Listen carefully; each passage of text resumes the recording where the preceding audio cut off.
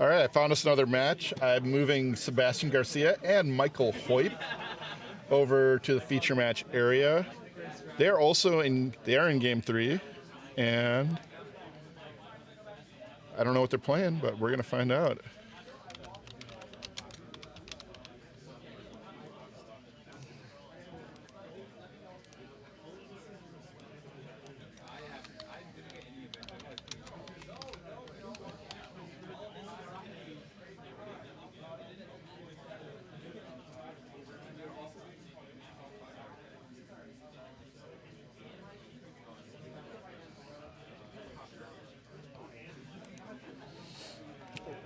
Looks like Sebastian is playing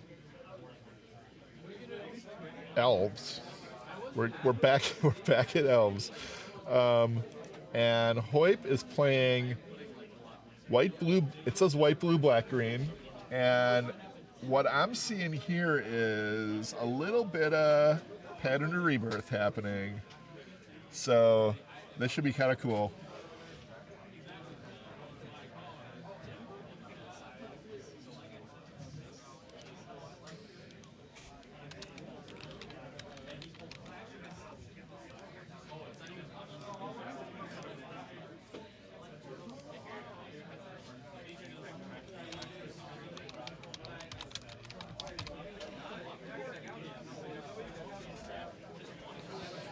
I do not know who is on the player or the draw.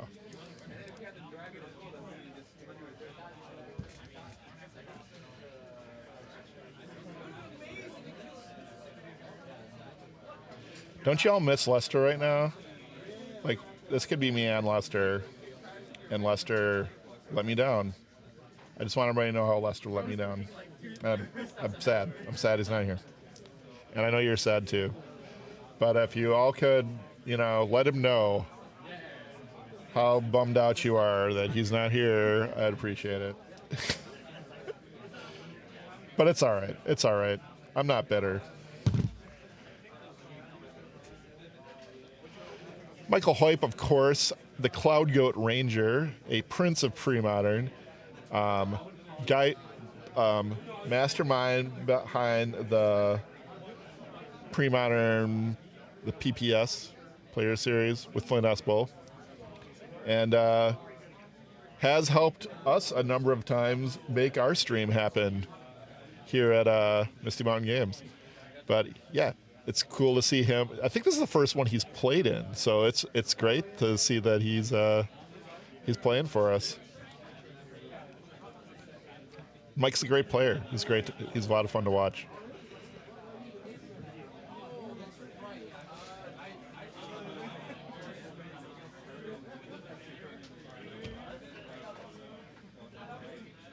Looks like they're both players are going to mulligan.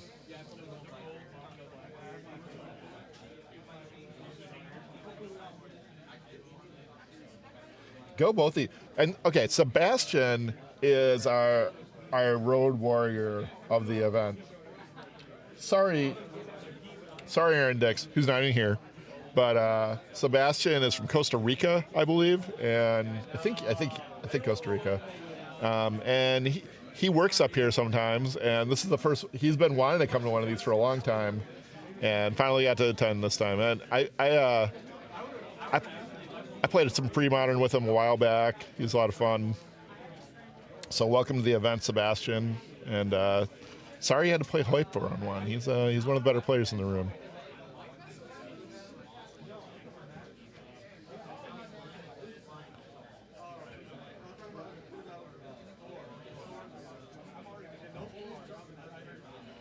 Sebastian lining up his mulligan. I want you, I want you, I want you. There's two mulligan systems. One is, these are the cards I don't want, I don't need. And the other is, I got it. I only get to keep a few of you. Who's on the team first? Okay, I need this, I need this, I need this. Sebastian used the second system.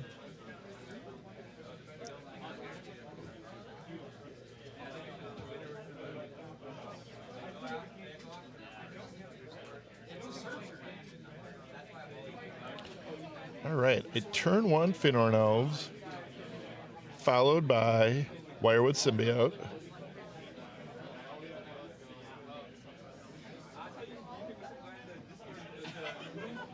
Which is your best, I don't know. Elves is elves, but when elves is a Wired Symbiote in play, that's when elves is really elves. Love the bug. Just makes so many, I'll say it, obnoxious play patterns happen with elves. Like right now, we're gonna see it. Multani's Acolyte gonna draw a card. Now he'll be able to tap his Finnorn Elves just like that, return it to his hand with the Wirewood Symbiote, replay it, draw another card.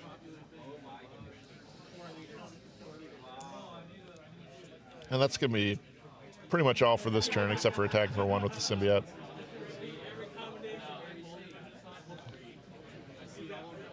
All right.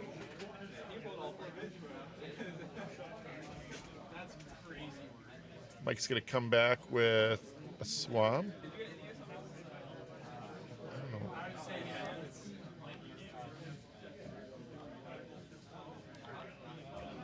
No.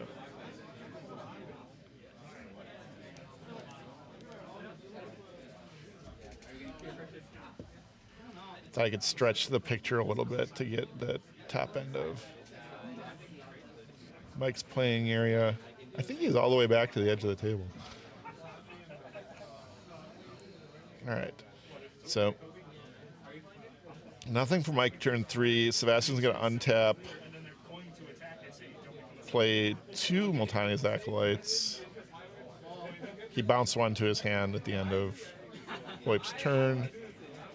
He's going to untap the Elf and follow up with a Quarian Ranger and pass the turn.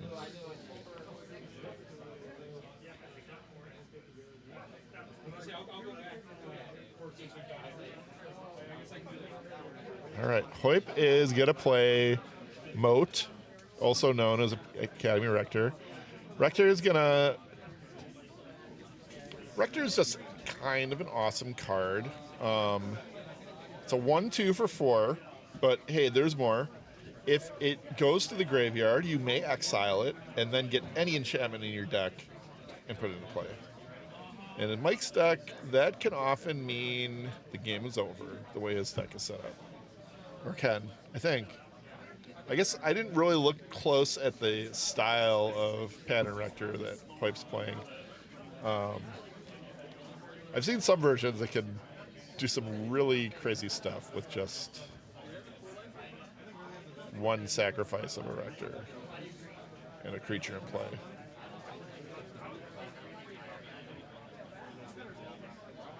Heup really wants is some kind of sacrifice outlet for this Rector, because from there you can really make a lot of things happen. I'm losing my play-by-play though. So we got a couple more Multani's Acolytes. Sebastian doing a great job just working these Acolytes with the Wirewood Symbiote, keeping the train of cards going for him.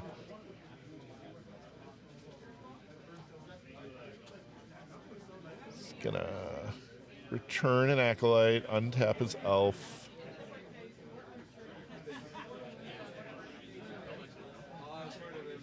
And this is gonna pass the turn. 10 minutes, Premodern players.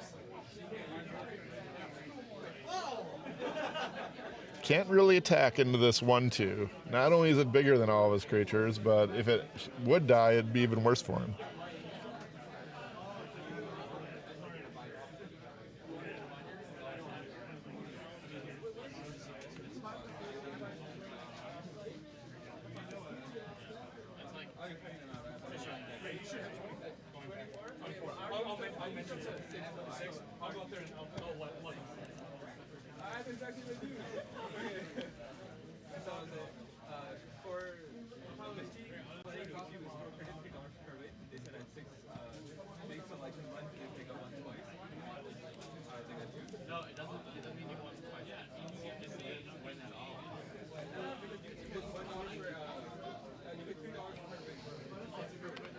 All right, so That's just playing. Nothing from Mike again, so it goes back to Sebastian. Plays Mountain.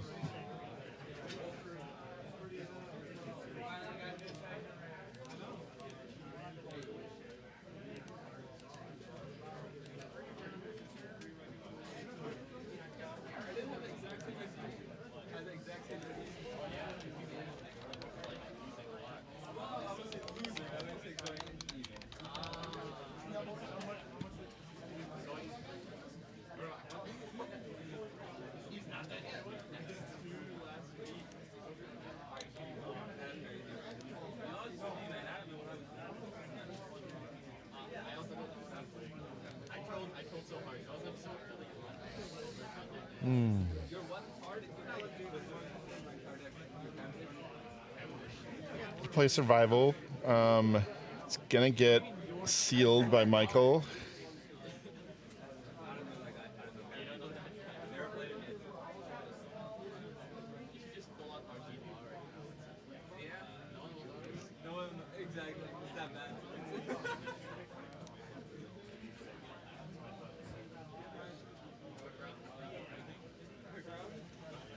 In response to the activation.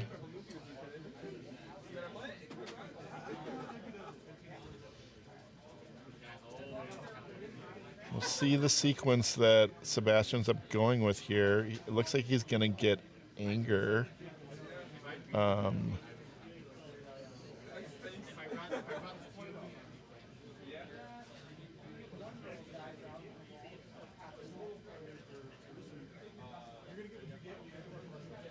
Play another Survival.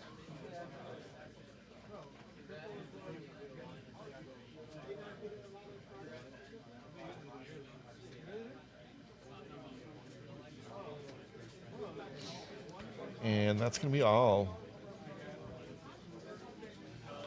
So back to Mike.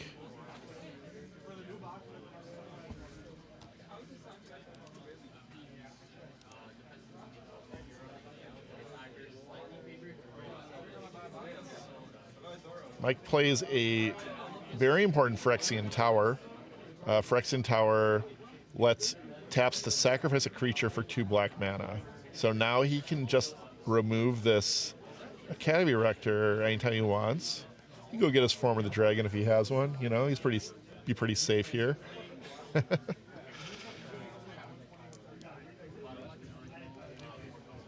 I don't even know if he has it. Let's see. What can he do with this? Mike's enchantment options are main deck, Pernicious Deed, Pattern of Rebirth, Future Sight, Recurring Nightmare, Saproling Burst, and Seal Cleansing. After board,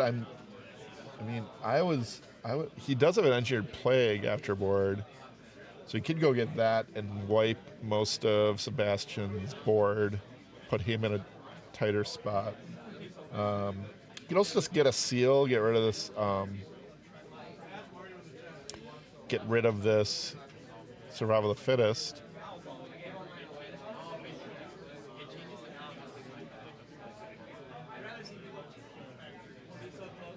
I think he's explaining what he's going to do, but man, don't you wish he'd just show us? Take some game actions, man. All right, maybe he's not explaining. He's gonna search out Engineered Plague, float 2 black. I was hoping for a Future Sight there. Not the only Future Sight in the room either, I'll say that.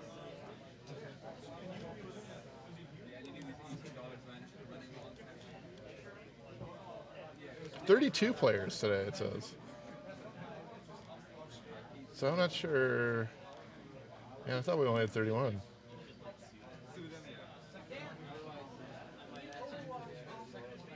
Who's our last person? Mary. Okay. Nice. All right. So the Plague is going to sweep away the Quarian Ranger and the Finner Gnomes. And we'll see what Sebastian can do with survival in play, I guess. Oh, but Michael's going to follow up with one of my all-time favorite cards. This is Thrashing Wumpus, ladies and gentlemen. And that is a 3/3 for 5. But get this, it is also a Pestilence. That never goes, that I guess goes away if there's no creatures in play because he is a creature. But yeah. And this is a card that honestly, it's very hard for like elves specifically and goblins specifically to ever remove because both of those decks depend on the amount of creatures in play a lot of the time. So Thrumpus Wumpus, I don't know. I think Mike could easily ride this Thrashing Wumpus to victory.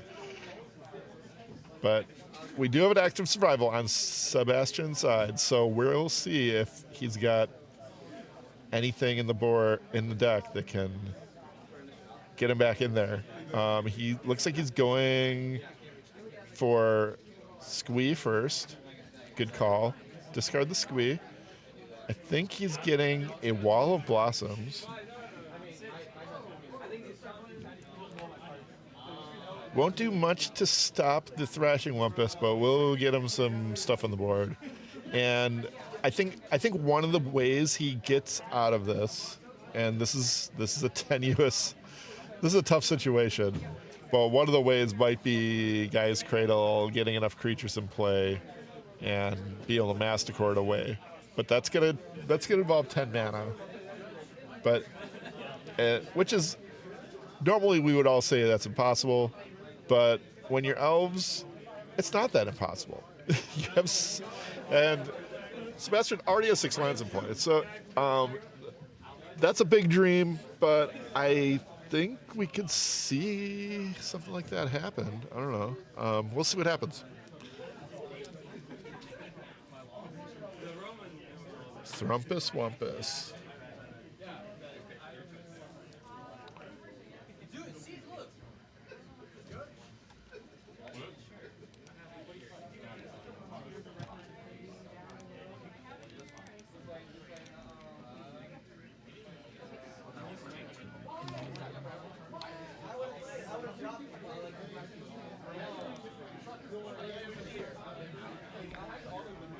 All right.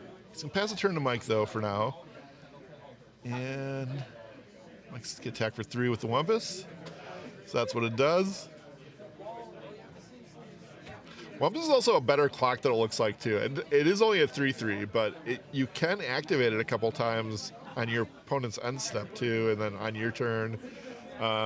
It can do 7 a turn if you have enough black mana. And I used to play this I had a Pox Reanimator deck, and I will say Thrashing Wumpus was the star of the show. Looks like Mike's just gonna activate for some damage here. Like I was talking about.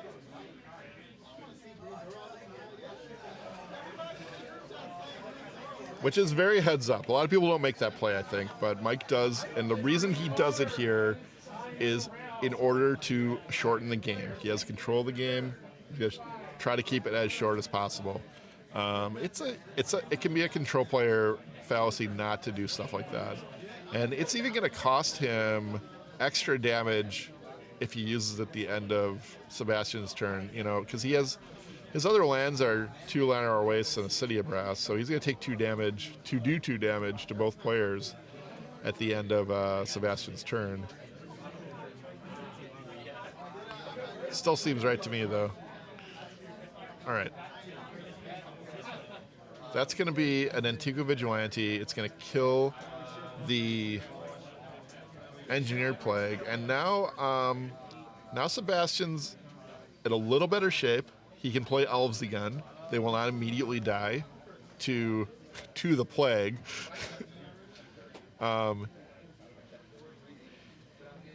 He's going to wisely attack with his Nantuko Vigilante. This is an interesting attack because I think Mike might have to take it So he has a choice here. He can just activate his Wumpus twice and remove the Nantuko Vigilante. But if he does that, Sebastian can go off potentially with the 2 lands he has in play, and play some elves and get some work done. That said, I don't think there's a lot. I think it's pretty safe for Mike because there's not a lot that he can do. So Mike at 6, Sebastian at 9. He's going to untap. And he can... Oh, wait, no, it's... Mike's at 6, so he can't just end the game with this Wumpus. He can draw the game, though, I think.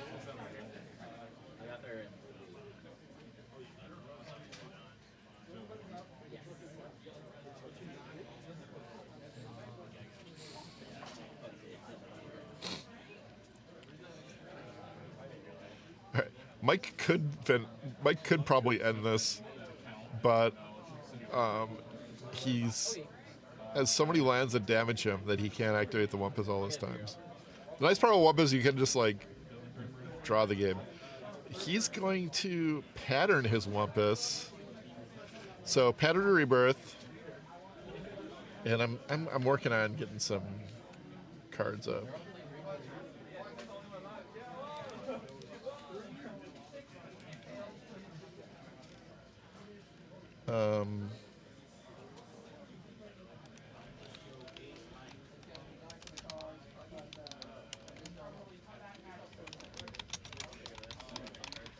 I think, okay, so he played Pattern. I believe he sacrificed.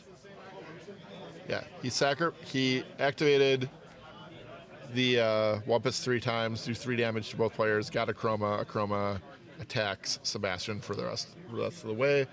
Heup is going to take this match 2 games to 3 and move on to round 2. The 1-0 record. And an important Tusker cycle point. The point I came up with the point system this morning, but it's basically going to be 2 points for entering an event, one of our events, 1 point per win, and then 3 points per win in top 8. And then I'll just do something. I haven't decided whether I'm going to do a threshold of points to make the final event or just take the top 8 people. I think threshold sounds a little more interesting to me. I just have to figure out what to set it to, where it's kind of attainable.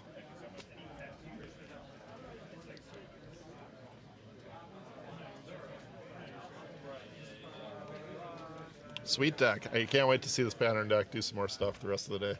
It's going to be fun to watch all day.